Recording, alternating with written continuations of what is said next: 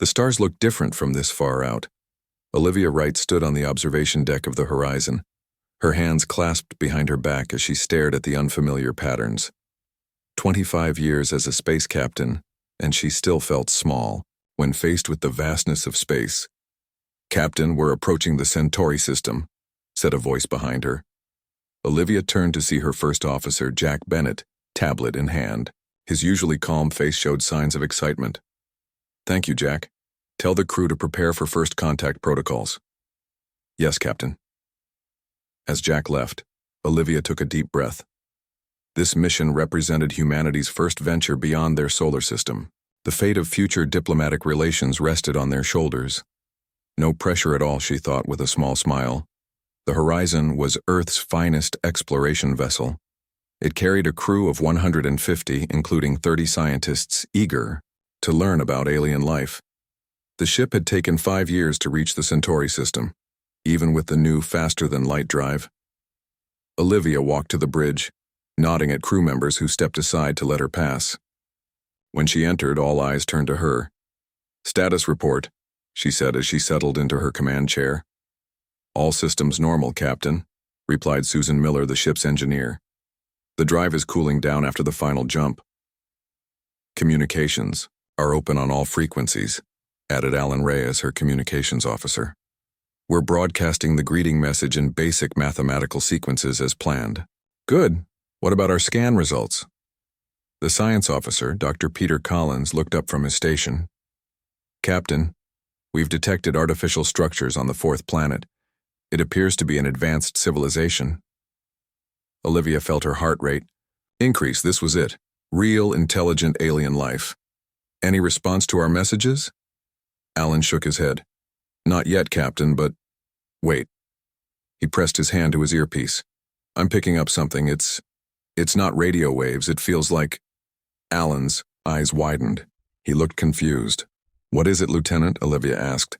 I think someone's talking in my head." Before Olivia could respond, she felt it too. A gentle presence in her mind. Warm, curious, not invasive, but definitely there. "Hello, travelers from Earth. We welcome you to our home." The bridge fell silent as every crew member experienced the same greeting. "Everyone stay calm," Olivia said, though she had to work to keep her own voice steady. "It seems our hosts are telepathic. Yes, this is how we communicate. We are the Aelari. We have been watching your approach. Please, join us on our world. Doctor." Collins looked at Olivia with wonder in his eyes. "Captain, they're inviting us down." Olivia considered the situation. First contact was always risky, but everything they had learned about space exploration had prepared them for this moment. "Send a response. Tell them we accept their invitation.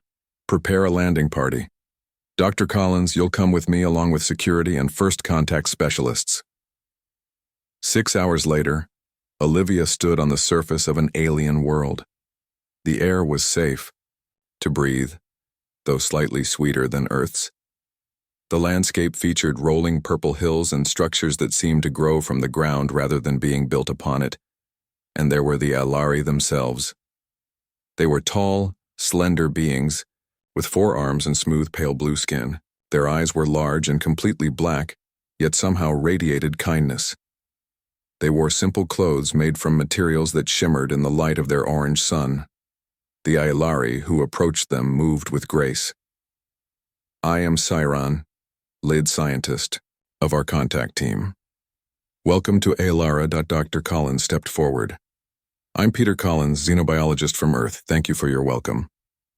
Over the next few days, the humans learned much about the Aelari. They were a peaceful species who valued knowledge and harmony above all else. Their society had no concept of war, though they were familiar with it from observing other species.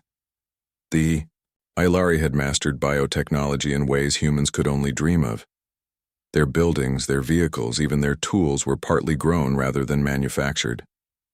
Peter spent most of his time with Siren, learning about Aelari medicine. Siren could manipulate living tissue with his mind, healing wounds and curing diseases that would be fatal to humans.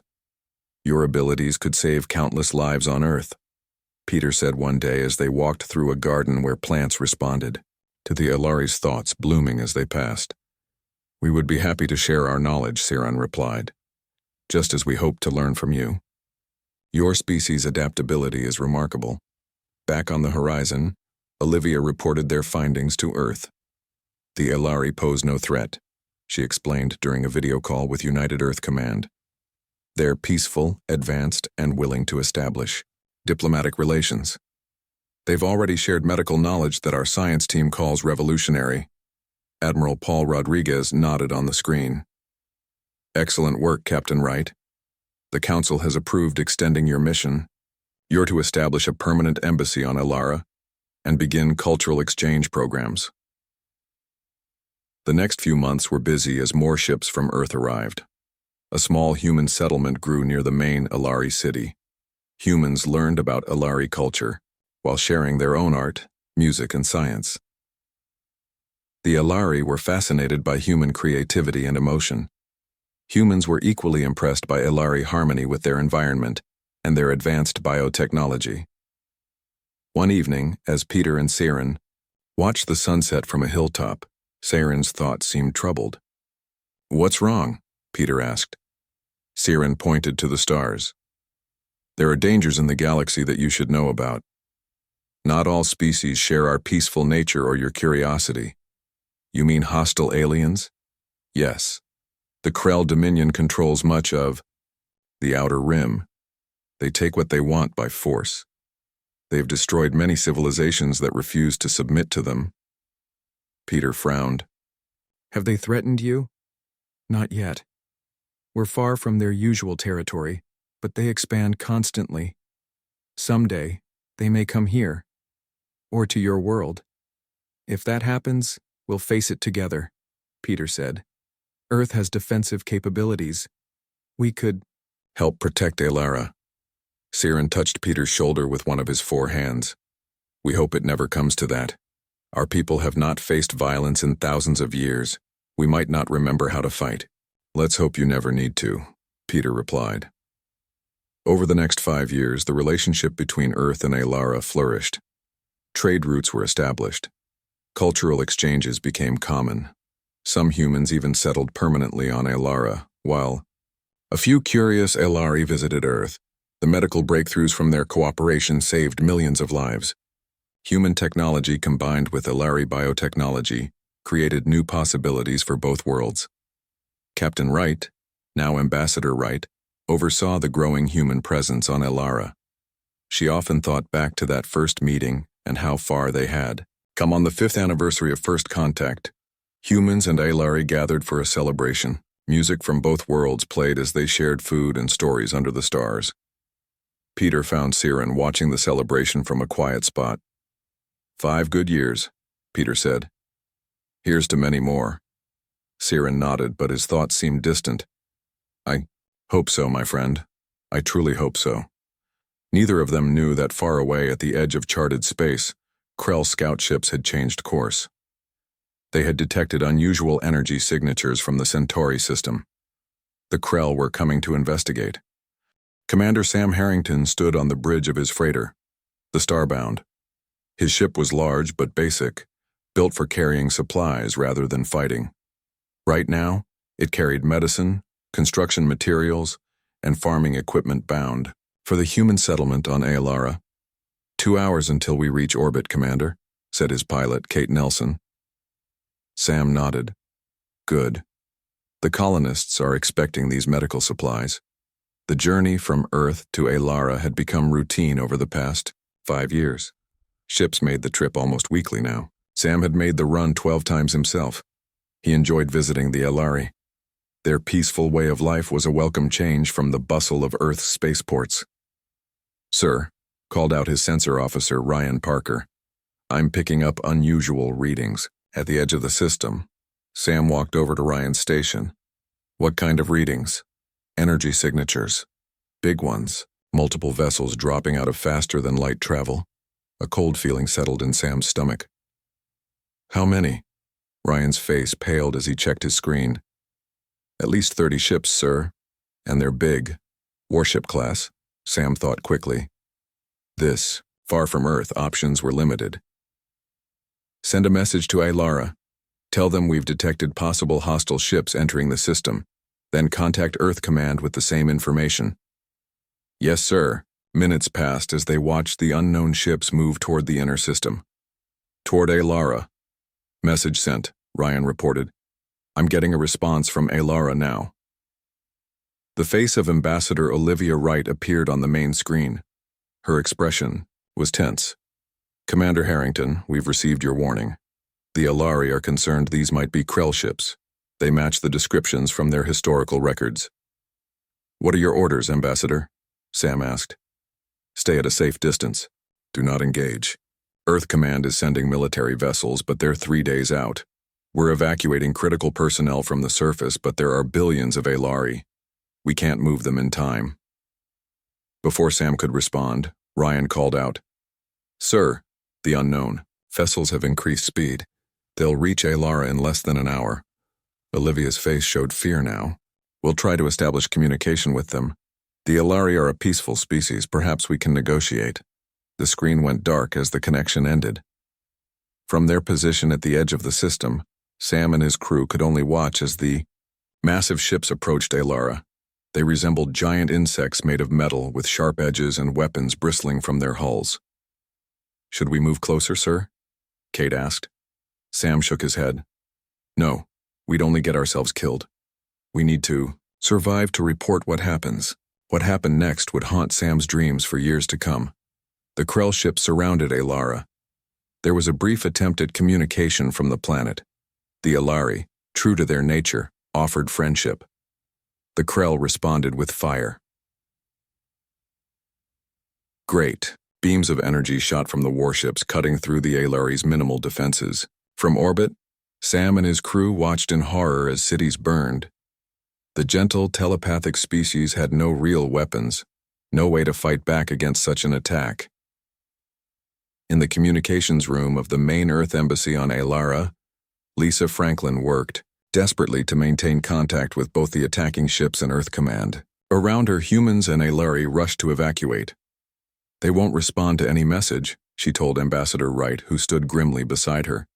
They're just destroying everything. Olivia nodded. Keep trying, and make sure all our transmissions are being recorded and sent back to Earth. People need to know what happened here. Through the windows, they could see the capital city burning. The beautiful living structures of the Alari blackened and collapsed as Krell ground forces landed and began moving through the streets. Ambassador, called a security officer. The last evacuation ship is ready. We need to leave now. Olivia shook her head. Not yet. There are still Alari in the embassy compound. Ma'am, we can't save them all. We can save these ones. She insisted. Lisa continued working at her station. Suddenly, her console lit up with an incoming transmission. But it wasn't from the Krell. It was from Seiran. The Alari scientist's mental voice was weak, filled with pain. Lisa, are you there? Seiran, yes, I'm here. Where are you? In the science center. Most of us are gone now. The Krell, they are harvesting our world's resources. That's all they wanted. Not to rule us, just to take what we have. We have ships coming, Lisa said, tears streaming down her face. Just hold on. Too late for us. But listen carefully. Seiran's mental voice grew fainter. The Krell believe they are untouchable. They attack, take what they want, and leave. They have done this to many worlds. We'll make them pay for this, Lisa promised. No. Do not become like them. Remember us. Remember what we shared. But do not let hatred consume you. Lisa felt the connection, weakening. Seiran, please, tell Peter. It was an honor to know humans, to know friendship, to know... The connection went silent. Lisa looked up at Olivia, her face streaked with tears. He's gone. Olivia put a hand on her shoulder. Record everything. Earth needs to know. As the last evacuation ships fled the dying planet, Sam Harrington's freighter remained at the edge of the system, recording the destruction. His crew watched, in stunned silence as a civilization of billions was reduced to ashes in hours. "How can they do this?" Kate whispered. "An entire species." Sam had no answer. 3 days later, Earth's military fleet arrived, led by Admiral Frank Morrison aboard the dreadnought Defender. By then, it was too late. The Krell had finished their harvest. The great ships had departed, leaving behind a ruined world. The once beautiful planet was now scarred with mining operations and burning cities. Admiral Morrison ordered search and rescue operations, but they found few survivors. Of the 3.2 billion Aelari who had called the planet home, less than 10,000 remained alive, hiding in deep underground shelters. Peter Collins was among the rescue teams. When he learned of Siren's last message, he stood alone on a hill that had once overlooked a vibrant Aelari city. Now it showed only destruction to the horizon. "I promise you," he whispered to the empty air, "they will remember your name." Back on Earth, news of the Aelari genocide spread quickly.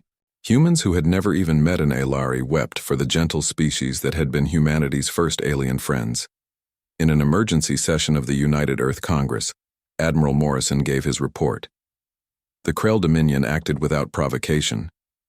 They destroyed a peaceful civilization for resources they could have obtained through trade. They ignored all attempts at communication. And according to surviving Aelari, this is their normal procedure. They have done this to countless worlds. The room was silent as images of the devastation played on large screens. "What do you suggest we do, Admiral?" asked the Secretary General. "Admiral," Morrison's face hardened. "The Krell believe they can act without consequences. They believe no one will challenge them." He paused. "It's time to show them how wrong they are." The vote was unanimous. For the first time in its history, united, Earth formally declared war. The Krell had destroyed humanity's friends. Earth would make sure they regretted it. The once peaceful halls of United Earth Command now buzzed with activity. Maps of known space covered the walls. Officers hurried between stations. In the center of it all stood General Diane Powell, her gray hair cut short, her eyes sharp as she studied a holographic display of Krell territory. "They control 17 star systems that we know of," she said to the room of military leaders. "Their technology is advanced but not magical. They have weaknesses." Admiral Morrison nodded. "The problem is finding those weaknesses. The Krell don't talk to other species except to demand surrender. They don't trade. They take." "Then we need better intelligence," Diane said. She turned to a young officer. "What's the status of Project Nemesis?" The officer, Captain Laura Hayes, brought up a new display. "We've redirected 30% of Earth's industrial capacity to military production. New ships are being built in orbit. Weapon research has been accelerated. But General, even with all this, the Krell outnumber us 5-1. "Numbers aren't everything," Diane replied. "We need to be smarter, not just stronger." She looked around the room. "I want our best minds working on this. Not just military strategists, scientists, engineers, anyone who can help us understand what we're fighting." In a lab halfway across the world, engineer Kevin Martinez worked without sleep. His team had recovered pieces of Krell technology from the ruins of Aara. The alien metals and electronics held secrets that might save humanity. "Their shield systems operate on shifting frequencies," he explained to his assistant, Ben Foster.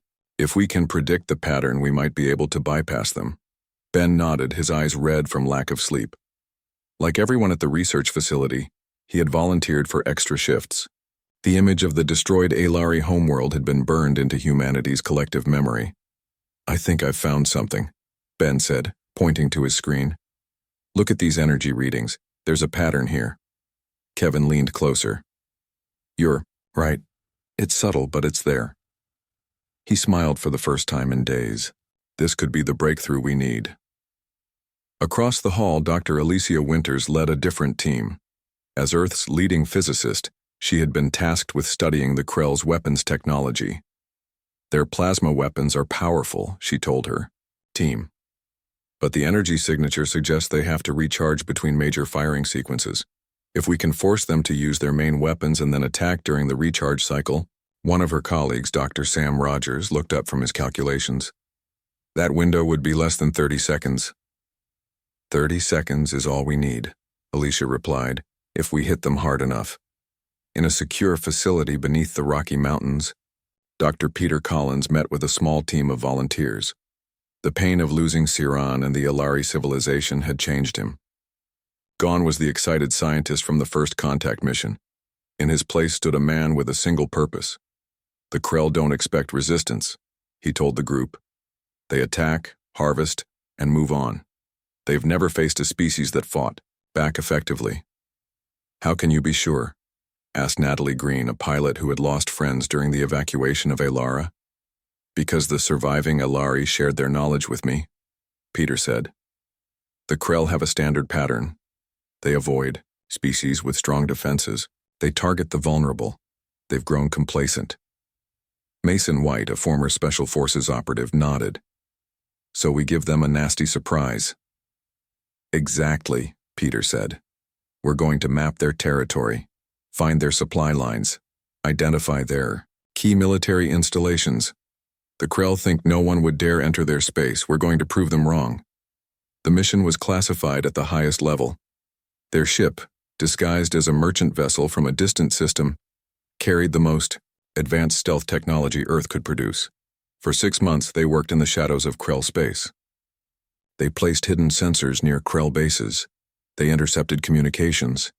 They watched and learned. Twice they nearly got caught. Once, a Krell patrol ship passed within 100 meters of their position, hidden in an asteroid field. They don't check thoroughly, Mason observed. They're overconfident. Peter nodded. That's what we're counting on. When they returned to Earth, they brought with them a complete map of Krell military assets. General Powell personally greeted them upon their return. You've given us a chance, she told Peter. Now we can form a real strategy. While Earth's military prepared, Ambassador Gregory Hayes worked on a different front. In secret meetings with representatives from other species, he built a coalition. The Krell have harmed many worlds, he told a gathering of aliens in a neutral space station. Alone, none of us can stand against them. Together, we might have a chance. The reptilian, Bashar, who had lost a colony to the Krell, hissed in agreement. They took our outer worlds. We retreated rather than be destroyed. The crystalline Medusan representative chimed with a sound like bells. Our mining outposts were raided. Many of our people shattered. One by one, species shared their stories of Krell aggression. Gregory listened to them all. Humanity proposes an alliance, he said finally. Not just for defense, but to end the Krell threat permanently. There was silence as the aliens considered his words. You speak of war, said the Vashar. A war against an enemy that has never been defeated. Gregory nodded. Yes, but every undefeated enemy has a first defeat. The Krell destroyed our friends. We will not let that stand. The alliance formed slowly. Some species offered ships, others provided resources or intelligence. The Medusans shared their advanced crystal technology, which improved Earth's communication systems. The Vashar contributed their knowledge of Krell patrol patterns. 2 years after the destruction of Aara, Earth was ready. General Powell stood before the United Earth Congress and presented the final plan. We've built new ships, developed new weapons, trained our forces. The coalition is ready. She looked at the assembled representatives. The Krell believe they are untouchable. They've never faced a coordinated response. They've never had to pay for their crimes. She pressed a button, and a holographic map appeared, showing the planned assault. This is Operation Remembrance. We will hit multiple targets simultaneously, cut their supply lines, isolate their fleet elements, force them to fight on our terms, not theirs. A member of Congress raised a hand. What are our chances of success, General? Diane straightened, her shoulders. We've done everything possible to tip the odds in our favor, but war is always uncertain. What is certain is this. If we do nothing, the Krell will eventually come for Earth, just as they came for Aara and countless worlds before it. The vote to launch the operation was unanimous. That night, across Earth and on ships throughout the solar system, final preparations were made. Soldiers said goodbye to families. Engineers made last checks on equipment. Pilots reviewed mission plans. On the bridge of the flagship Retribution, Admiral Morrison received the launch order. "Send the signal to all ships," he told his communications officer. Operation Remembrance is now active. Across known space, the largest fleet humanity had ever assembled moved into position. The Krell were about to learn a painful lesson about humanity. When you destroy our friends, we don't forget. And we don't forgive. The first strike caught the Krell completely by surprise. Captain Eric Sullivan led a squadron of fast attack ships against the largest Krell fuel processing station in the Rigel sector.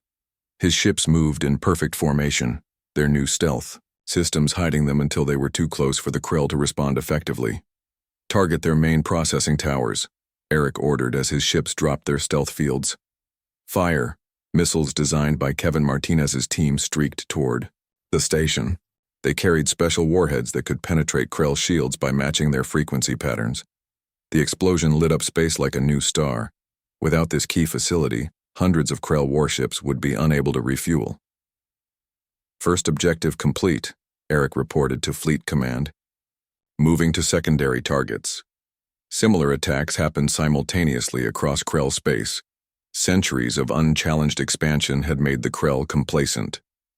Their defenses were designed to intimidate rather than repel determined attackers who knew their weaknesses. At Krell Military Shipyard Alpha, Admiral Morrison himself led the assault. His flagship, Retribution, was the most powerful warship humanity had ever built. "Their shields are adapting," reported his tactical officer as they exchanged fire with the shipyard's defenses. "Switch to pattern Baker," Morrison ordered. "Just like we practiced." The human fleet adjusted their weapons frequencies in a pattern developed by Dr. Winters. The Krell shields faltered, then failed. "All ships concentrate fire on the main construction bays," Morrison commanded. When the smoke cleared, the shipyard that had produced the vessels that destroyed Aara was nothing but debris. On the Krell command world, their supreme commander received reports of attacks across their territory. For the first time in recorded Krell history, they faced a coordinated offensive against multiple targets. "Send the reserve fleet," he ordered.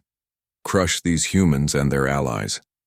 But when he tried to contact his fleet commanders, there was no response. All communications beyond their home system had been cut off.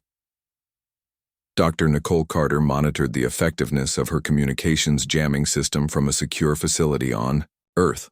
Her team had studied Krell transmission methods and developed ways to block them. "They're trying to break through on alternative frequencies," she told General Powell over a secure line.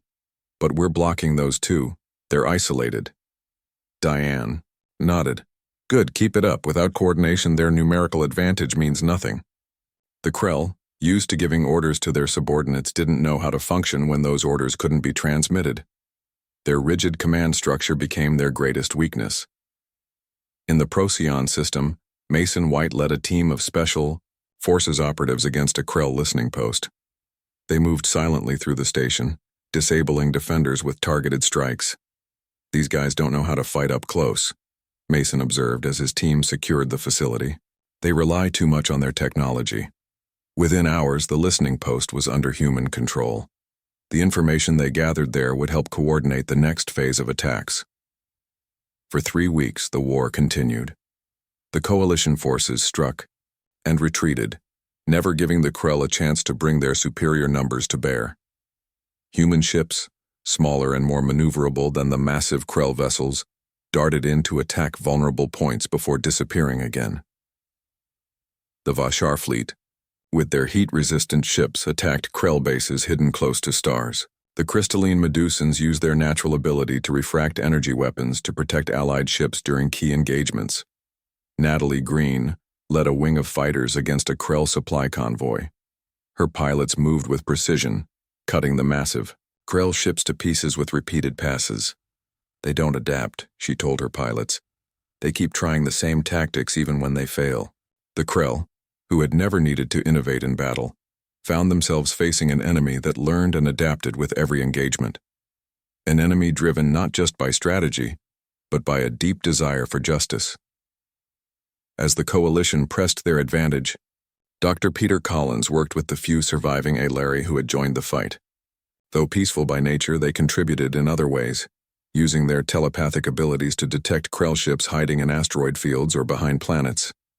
Siren would be proud of what we've accomplished, Peter told an Alara named Aara, as they tracked Krell fleet movements. He wanted peace, Aara replied in his mind, but he also believed in justice. The final battle took place above the Krell homeworld. The coalition fleet, though smaller than when the war began, had the Krell Supreme Command isolated and surrounded. Admiral Morrison stood on the Bridge of Retribution, looking at the Krell homeworld on his viewscreen. Unlike Alara, they would not burn this world. Humanity would prove itself better than its enemy. Open a channel, he ordered. The face of the Krell's Supreme Commander appeared on screen.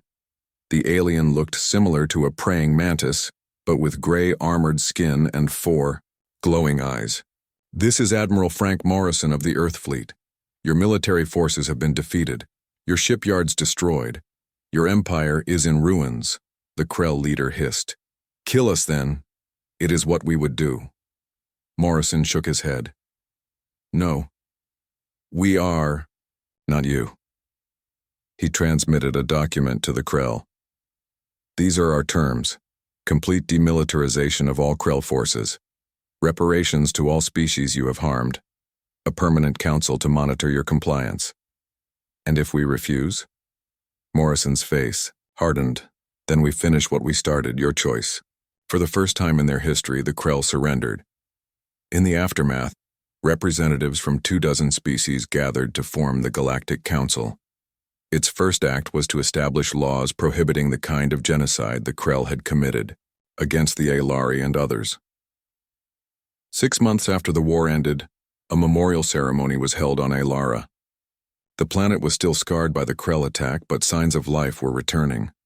A small number of Alara survivors had begun the long process of rebuilding their civilization. Dr. Peter Collins stood on a hill overlooking what had once been the Alara capital. Ambassador Olivia Wright stood beside him, along with representatives from all the coalition species. In Peter's hands was a small container of earth from his home garden. From it, he removed a tiny oak sapling.